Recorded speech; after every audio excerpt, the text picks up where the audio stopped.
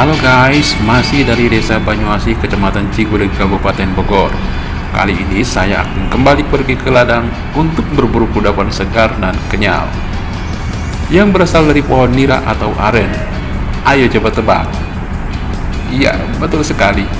Apalagi kalau bukan kolang kaling.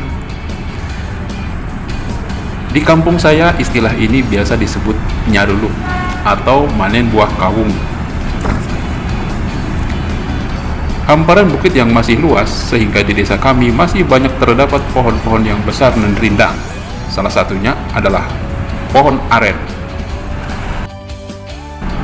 Pohon aren adalah tumbuhan liar yang menyebar secara alami di area hutan tropis dan bisa bertahan hidup di ketinggian 1400 mdpl. Meski jarang orang yang menanam pohon aren, namun sebenarnya pohon aren ini punya banyak manfaat dan kegunaan yang dibutuhkan manusia. Karena hampir semua bagian dari pohon aren ini tidak ada yang terbuang, mulai pucuk hingga akar. Semua bisa digunakan untuk kebutuhan kita sehari-hari.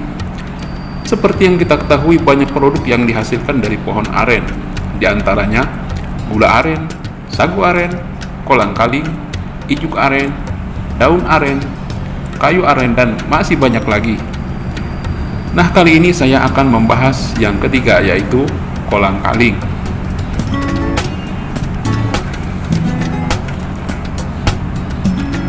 Masih banyak yang tidak tahu kalau kolang kaling adalah olahan yang berasal dari buah aren. Sekalipun mereka tahu, namun cara pengolahannya belum tentu mereka mengerti bagaimana caranya mengolah buah aren menjadi kolang kaling. Nah, untuk teman-teman yang ingin tahu bagaimana proses pengolahan buah aren sehingga menjadi kolang kaling, silahkan ikuti video ini sampai tuntas. Sebelum kita mulai mengolah buah aren, pastikan kalau buah ini sudah benar-benar pas untuk diolah. Ciri-ciri buah aren yang sudah biasa diolah yaitu usia buah aren sudah mencapai kurang lebih 1 tahun, tergantung tingkat kesuburan tanahnya. Bila buah aren dimasak, biji buahnya berwarna putih dan kenyal, itu tandanya sudah bisa diolah.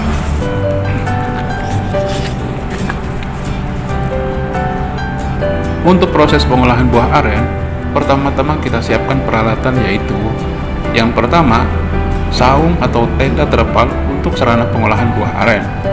Yang kedua, siapkan tungku yang besar dan kayu bakar yang cukup untuk memasak buah aren. Yang ketiga, siapkan golok untuk memotong atau memetik buah aren dan keperluan mencari kayu bakar. Yang keempat, siapkan drum atau kuali besar untuk merebus buah aren. Yang kelima, siapkan pisau untuk mengupas buah aren yang sudah direbus, dan ini yang disebut kolang kaling. Yang keenam, siapkan bak atau karung plastik untuk menaruh isi kolang kaling yang sudah dipisahkan dari cangkangnya. Yang ketujuh, batu yang permukaannya agak rata dan alu yang terbuat dari kayu untuk pemipihan kolang kaling. Kedelapan, bak atau tong besar untuk merendam kolang kaling yang sudah dipipihkan. Dan yang kesembilan, persiapkan air yang banyak untuk merebus kolang kaling, dan siapkan air beras untuk dicampurkan ke dalam perendaman kolang kaling. Setelah semua peralatan sudah kita siapkan, mari kita mulai memetik buah aren dari pohonnya dan mengambilnya satu persatu dari tandannya. Kemudian turunkan ke bawah buah aren yang sudah kita petik, lalu kita pisahkan dari pangkal tandannya. Setelah itu, buah aren kita rebus. Proses ini memerlukan waktu sekitar 2 jam, dan kita kupas dari cangkangnya untuk memisahkan cangkang dan buah aren. Kemudian buah aren dipipihkan agar tekstur buah aren lebih kenyal dan empuk. Setelah buah aren dipipihkan, kemudian direndam dengan campuran air beras agar lebih mengembang. Proses perendaman ini memakan waktu kurang lebih 3 hari, dan kolang kaling mengalami perubahan ukuran dan bobot sekitar 50-100%. Setelah itu, buah kolang kaling siap dipasarkan.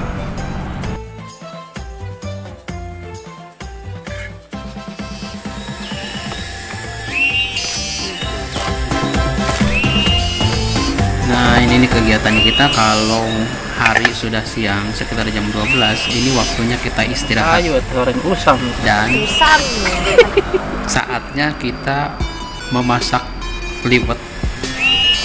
untuk makan siang. Manggil lihatna ya Mang.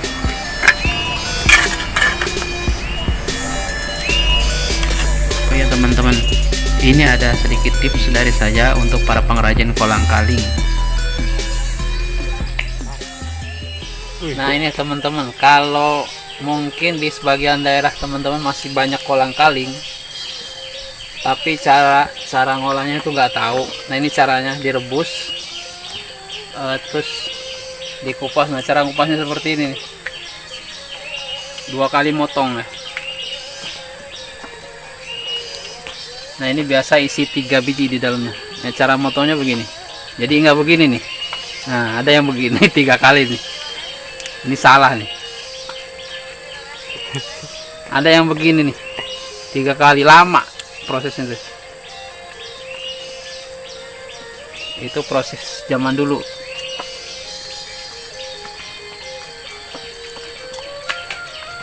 Nih kalau sekarang begini modelnya nih. 1 kali sebaris dilurusin. Sekarang mau ngerti bahula lagi. Oh. Emang gimana soalnya mau ke Bandung. Lu ke makan. Soalnya kau nyari enak ya Bang. Terus ada lagi yang dipotong begini nih. Yang saya mengakhiri Tanah doang ini. ya. Tanah pun nih. Ada yang dipotong begini nih.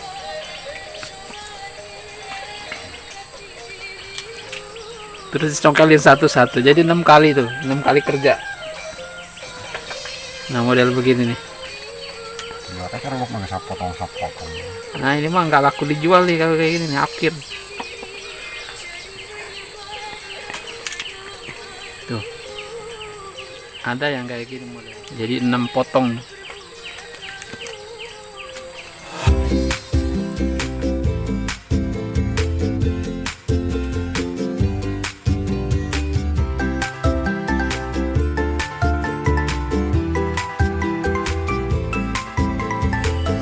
Nah ini untuk teman-teman yang biasanya katanya kolang-kaling tuh gatel. Yang mengandung gatel tuh yang ini nih, yang masih mentah.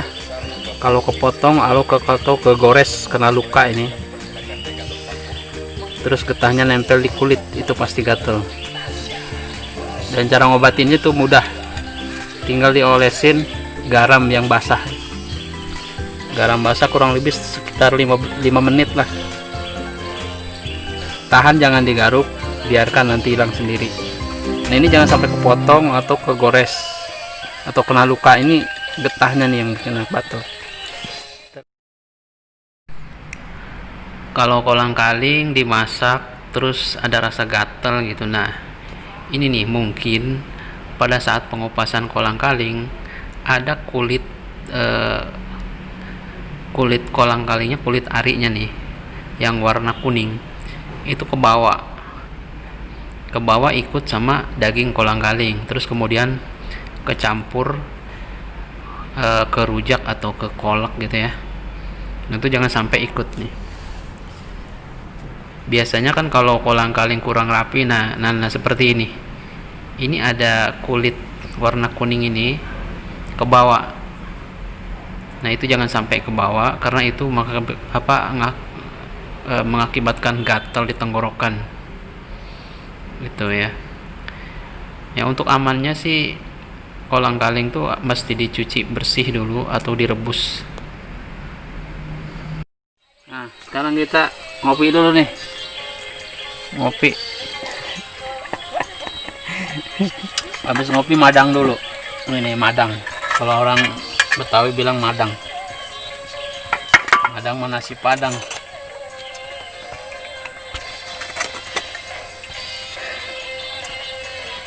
Coba dibuka. Wow, susah. Wah, terus ini apa nih? Waduh.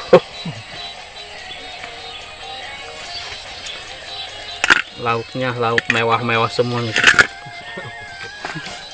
Terus mana peti kan? Bentar. Ya, kurang kabeh nih. Wah, dulu apa-apaan gue. Apa ya? Harus ini nih yang sering dinanti-nanti, buah emas. Dan yang paling bikin cetar ini nih, Ini menu makanan orang bikin kolang-kaling ini nih. Istilah orang sini orang nyaruluk. Kalau nyaruluk ya ini nih menu makanannya nih tiap hari. Coba dites.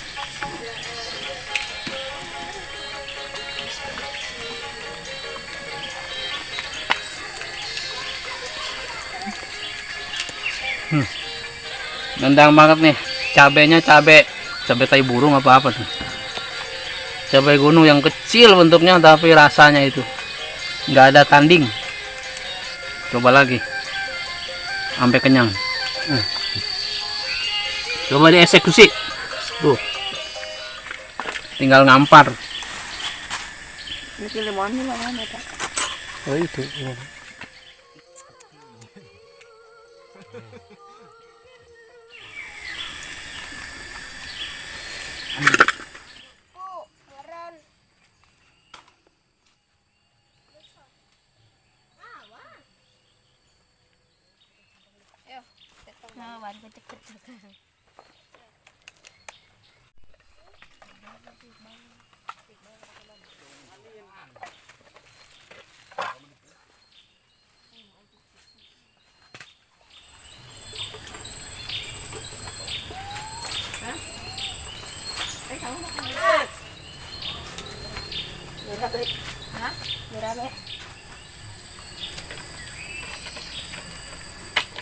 Tengok orang mati rasanya. Oh, rasakan. ini udah ya. Ini daun apa nih namanya? Kihiyang. Kihiyang. Pahit. Coba. Pahit. Garingnya kan. Tingginya permintaan pasar akan kolang-kaling biasanya meningkat ketika menjelang bulan Ramadan tiba, karena kolang-kaling banyak dijadikan sebagai bahan campuran untuk membuat menu buka puasa, baik itu kolak maupun es campur.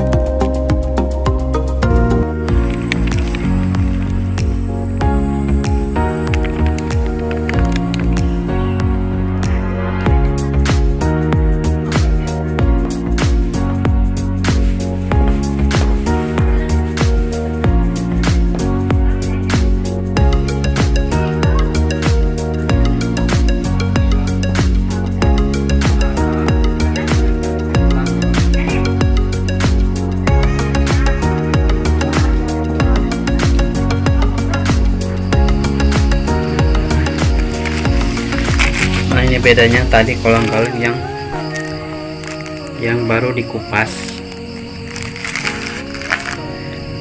warnanya lebih gelap dan bulat-bulat bentuknya tuh. Nah, setelah dikeprek, dipipihkan, ini menjadi begini, bentuknya lebih lonjong dan lebih putih warnanya karena udah direndam. Nah, beda tuh.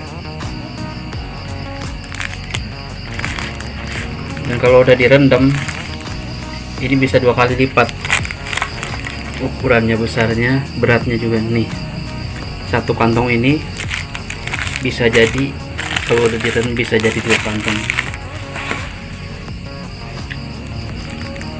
bisa 50-100% peningkatannya. Ini kurang lebih 1 kilo. Ini baru dikupas saja, belum direndam ya, dan belum juga dipipihkan. Nah, setelah dipipihkan, ini akan berubah, ada peningkatan bobot ya, peningkatan bobot dan ukuran. Ini yang ukuran 1 kilo, kalau sudah dipipihkan, ini bisa menjadi menjadi 2 kilo atau minimal 1,5 kilo. Oke guys, cukup sampai di sini dulu video saya kali ini. Semoga bermanfaat, terutama untuk para pengrajin kolang kaling, dan selalu terhibur tentunya. Dan mohon maaf kepada teman-teman apabila dalam video ini terdapat kesalahan. Terima kasih.